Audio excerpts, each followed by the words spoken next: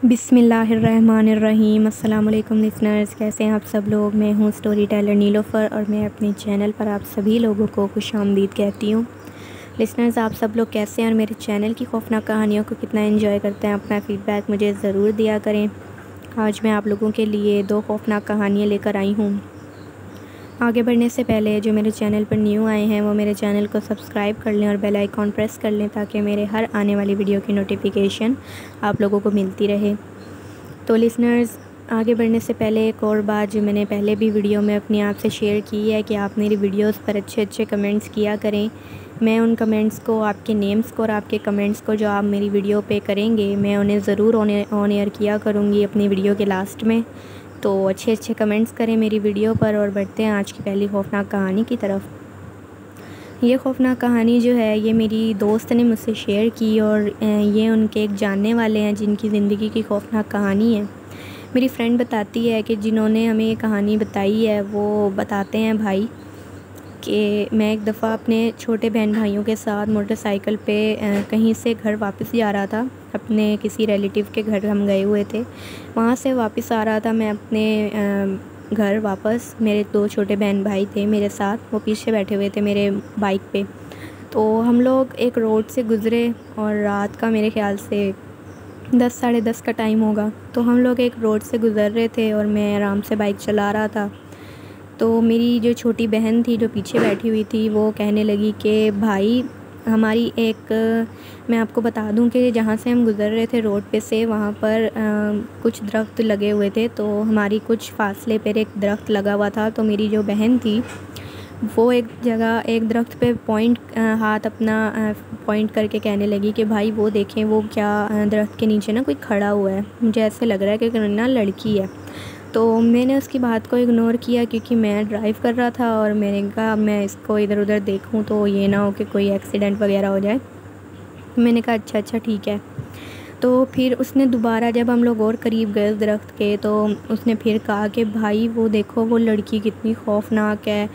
तो मैंने ना उसको फिर इग्नोर किया, लेकिन जो मेरा छोटा भाई था जो पीछे ही बैठा हुआ था वो कहने लगा कि भाई ये सच कह रही है, देखो वहाँ कोई खड़ा हुआ है और वो लड़की देखो कितनी खौफनाक है, उसकी शक्ल और ना कितनी खौफनाक लग रही है वो। तो जैसे उसने मुझे बोला कि वो खड़ी हुई है तो मैंने देखा, क्योंकि वो दोनों ही कह रहे थे कि वहाँ कोई खड़ा हुआ है। तो मेरी बाइक जो थी वो उस दरख्त के बिल्कुल करीब से जैसे गुज़री है, मैंने उस दरख्त की तरफ देखा तो वहाँ सच में एक लड़की खड़ी हुई थी। लेकिन वो इतनी खौफनाक, निहायती कोई खौफनाक शक्ल की कोई चुड़ैल थी जो उस दरख्त के नीचे खड़ी हुई थी। और जैसे ही इसकी नज़र हम पर पड़ी, उसने हमें देखा तो हमारी बाइक जो थी वो उससे आगे गुज़र चुकी थी, लेकिन वो हमारे पीछे लग गई, हमारे पीछे भागना शुरू हो गई। वो जो चुड़ैल थी वो इतनी खौफनाक थी कि मैं बयान नहीं कर सकता हूँ। और वो हमारी बाइक के पीछे भागना शुरू हो गई। जैसे मेरे बहन भाई जो थे उन्होंने पीछे मुड़ के देखा तो वो बिल्कुल हमारी बाइक के पीछे थी।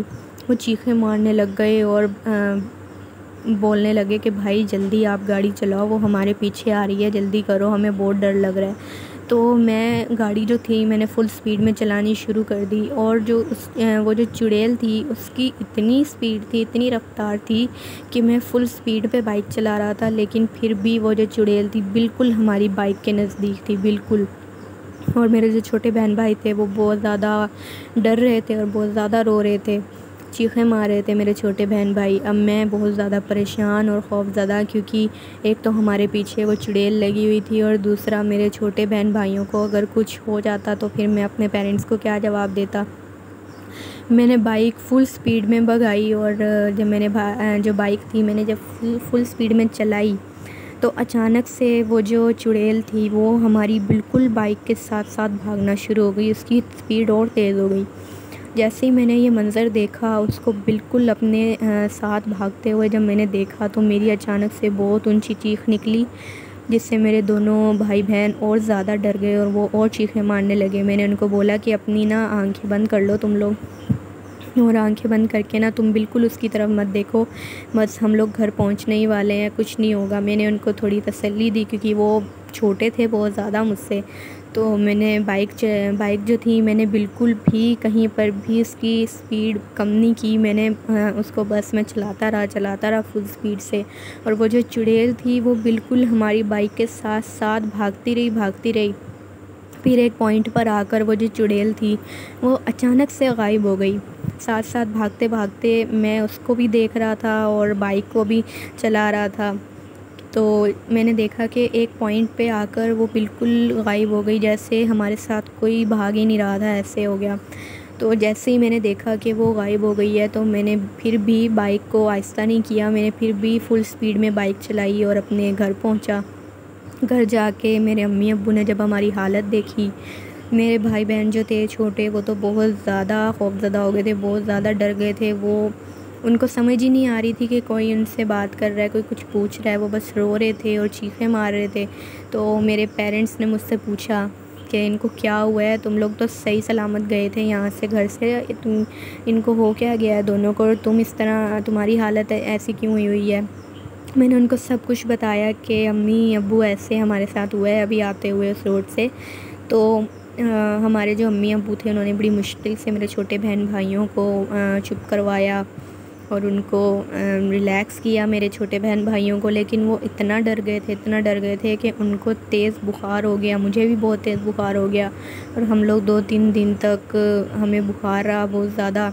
उसके बाद जाकर हम लोग ठीक हुए, लेकिन फिर भी मेरे जो छोटे बहन भाई थे वो बहुत डरते थे सोते हुए, बहुत ज़्यादा उनको खौफ आता था। उन्हें ऐसे लगता था कि जैसे कोई उन्हें डराने की कोशिश कर रहा है, क्योंकि वो दोनों छोटे थे इसलिए उनके माइंड पर उस चीज़ का ज़्यादा असर हो गया था। तो फिर उसके बाद आहिस्ता आहिस्ता जो मेरे छोटे बहन भाई थे वो नॉर्मल होना शुरू हो गए, फिर वो डरना भी उन्होंने छोड़ दिया इतना। और हमने उसके बाद उस रोड से जाना भी छोड़ दिया आधी रात को। जब भी अगर कभी भी हमारा गुज़र होता था उस रोड से तो हम दिन में जाया करते थे, हम लोग रात में बिल्कुल उस रोड से नहीं गुज़रते थे, स्पेशली जब मेरे साथ मेरे छोटे बहन भाई हों। ये एक कहानी थी जो मेरी फ्रेंड ने मुझसे शेयर की, जो उनके जानने वालों ने मेरी फ्रेंड से शेयर की थी। आपको ये कहानी कैसी लगी है, अपना फ़ीडबैक मुझे ज़रूर दें। और बढ़ते हैं दूसरी कहानी की तरफ। ये दूसरी जो कहानी है ये मेरे साथ शेयर की है रिज़वान ने, और रिज़वान बताते हैं कि ये मेरी ज़िंदगी की खौफनाक कहानी है। मैं कराची का रहने वाला हूँ और कराची का जो कारसाज रोड है उससे तो सब लोग ही वाकिफ़ हैं बहुत अच्छे तरीके से, कि वहाँ पर लोगों का कहना है कि बहुत ज़्यादा मखलूक़ात हैं और एक औरत नज़र आती है जो दुल्हन के रूप में वहाँ पर फिरती है और कुछ लोगों को वो नुकसान भी पहुँचा देती है। तो मेरे साथ ऐसे हुआ था कि मैं पहले मुझे नहीं लगता था कि उस रोड पे कोई ऐसी मखलूक है जो लोगों को अपना आप ज़ाहिर करती है और उनको नुकसान पहुंचाती है, क्योंकि मैं काफ़ी दफ़ा उस रोड से गुज़र चुका था पहले भी और मुझे कभी भी कुछ भी ऐसा नज़र नहीं आया था। लेकिन जब मैं लोगों से बातें सुना करता था उस रोड के बारे में, कारसाज रोड के बारे में, तो मैं सोचता था कि इन लोगों का जो कहना है, तो मुझे कभी कोई मखलूक क्यों नहीं नज़र आई वहाँ रोड पे। और कभी कभी तो मैं वहाँ से बहुत ज़्यादा आहिस्ता कार ड्राइव करते हुए जाता था कि शायद कोई मखलूक मुझे नज़र आए, शायद कोई मुझे ऐसी चीज़ दिख जाए कि मुझे भी ऐसे यकीन हो जाए कि यहाँ पर सच में मखलूक़ात हैं। तो मेरे साथ ऐसा कभी कुछ भी नहीं हुआ था। तो एक दफ़ा ऐसे हुआ, मैं अपने फ्रेंड्स के घर गया हुआ था, वहाँ से मैं रात के करीबन 11, साढ़े 11, 12 बजे वापस आ रहा था।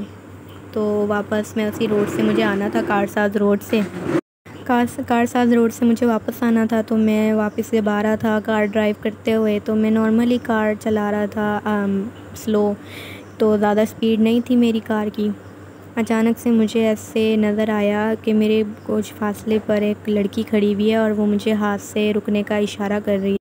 जैसे मैंने उस लड़की को देखा तो मैं उसके करीब जाके जब मैंने गाड़ी को ब्रेक लगाई तो मैंने देखा कि वो बिल्कुल रेड लिबास में है, यानी दुल्हन का वही जैसे लोग बताया करते थे। और जैसे ही मैंने उसको देखा मुझे ऐसे जैसे ना मुझे याद ही नहीं था कि लोगों ने इस रोड के बारे में क्या बोला हुआ है। तो उस लड़की ने मेरे कार के पास आकर मुझे बोला कि मुझे आगे तक जाना है, तो आप मुझे ना ज़रा छोड़ दो आगे तक। मुझे लड़की थी वो भी एकदम नॉर्मल लग रही थी, मतलब कोई जैसे कोई अजीब चीज़ होती है जो जिन्नात में पता चल जाती है कि ये इंसान नहीं है, तो वो लड़की जो थी वो मुझे नॉर्मल लगी, तो मैंने उसको कहा कि शायद इससे मेरी हेल्प की ज़रूरत है, तो मैं इसे ड्रॉप कर देता हूँ जहाँ पर इसने जाना है। तो मैंने उसे कहा कि ठीक है, आप आके बैठ जाओ पीछे और मैं आपको ड्रॉप कर देता हूँ। तो वो जो लड़की थी वो आकर मेरी बैक सीट पे बैठ गई कार की, और मैंने उससे पूछा कि आपको कहाँ जाना है। तो वो लड़की जो थी वो कहने लगी कि मुझे उस जगह पे जाना है जो यहाँ रोड के ना थोड़ा आगे, जब यहाँ एंड होता है रोड, तो वहाँ पर एक होटल है, तो मुझे उधर जाना है। वो होटल जो है वो खाने पीने का होटल था, तो मुझे लगा कि शायद ये जो लड़की है इसको शायद कोई खाना पीना होगा वहाँ से, इस वजह से। तो लेकिन मुझे अब बात वो अजीब ही लग रही थी कि उसने फुल रेड ड्रेस पहना हुआ था, बिल्कुल दुल्हन की तरह। और रिज़वान बताते हैं कि जब मैंने ड्राइव करना शुरू किया, तो जो मेरी गाड़ी थी वो इतनी शदीद किस्म की भारी हो गई, इतनी हैवी हो गई गाड़ी, जैसे पता नहीं मेरी गाड़ी के ऊपर कितना वज़न है, बहुत हैवी हो गई। मुझसे गाड़ी बिल्कुल भी चलाई नहीं जा रही थी। तो मैं अब गाड़ी को चला रहा था, लेकिन गाड़ी जो थी मेरे कंट्रोल में भी नहीं थी। मैं लेफ़्ट जाता था तो गाड़ी राइट जा रही थी, मैं राइट जा रहा था तो गाड़ी लेफ़्ट जा रही थी। तो मैं ज़्यादा परेशान हो गया कि ये मेरी गाड़ी को अचानक से क्या हो गया है। तो मैं गाड़ी से नीचे उतरा, मैंने उसको बोला कि आप ज़रा बैठें, मुझे लगता है गाड़ी में ना कोई प्रॉब्लम हो गई है, तो मैं उतर के चेक करता हूँ। तो मैं जब उतरा गाड़ी से और मैंने चेक किया अपनी कार को, कार बिल्कुल ठीक थी, बिल्कुल कोई उसके अंदर प्रॉब्लम नहीं था। तो मैंने कहा कि ये तो बिल्कुल ठीक है मेरी गाड़ी, फिर इसको इस तरह क्यों हो रहा है, ये बहुत हैवी क्यों हो रही है इतनी। तो जैसे ही मैंने कार के अंदर देखा, तो वो जो लड़की थी जो मेरी बैक सीट पे बैठी हुई थी, वो गायब हो गई कार के अंदर से। मुझे पता नहीं चला कि वो कहाँ गई कहाँ नहीं गई, वो अचानक से ही गायब हो गई बैठे बैठे। हालांकि मैं बिल्कुल वहीं खड़ा हुआ था बोनट के पास, और मुझे कोई आवाज़ भी नहीं आई, ना मैंने देखा कि दरवाज़ा खुला है कार का, ना कुछ आवाज़ आई मुझे दरवाज़ा खुलने की।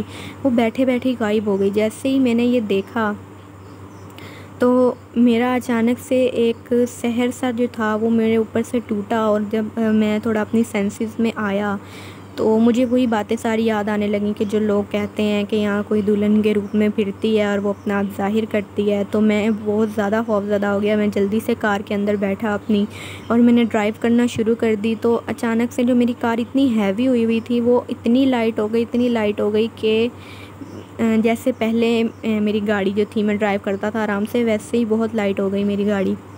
मैं जल्दी से गाड़ी को स्पीड में मैंने भगाया और मैं जाने लगा उस रोड से। तो गुज़रते गुज़रते मैंने देखा कि बहुत ज़्यादा फासले पर आगे जाके फिर वही लड़की जो है वो खड़ी हुई है उसी दुल्हन के लिबास में, और मुझे रुकने का इशारा कर रही है। जैसे ही मैंने ये देखा मैं तो चीखें मारने लग गया गाड़ी में बैठे बैठे, और मैंने बिल्कुल गाड़ी नहीं रोकी। मैंने जल्दी से उसके पास से गाड़ी जो थी वो जल्दी से मैंने स्पीड में चलाई गाड़ी। वो पीछे रह गई, तो मैंने कहा कि चलो पीछा छूट गया अब इस चीज़ से जो भी मखलूक थी।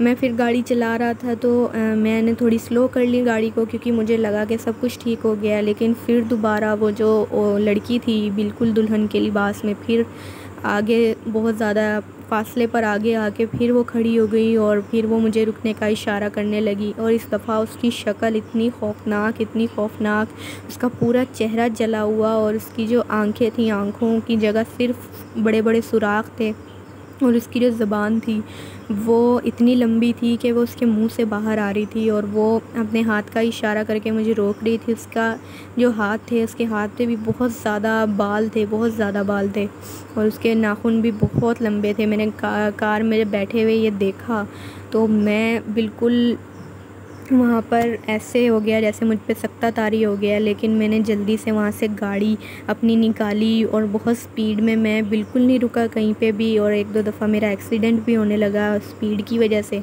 तो जब मैं घर पहुँचा अपने, तो घर पहुँच के मैंने किसी को भी नहीं बताया इस बारे में, और मैं जाकर बस लेट गया अपने बेड पे। और अगले दिन मुझे तेज़ बुखार हो गया।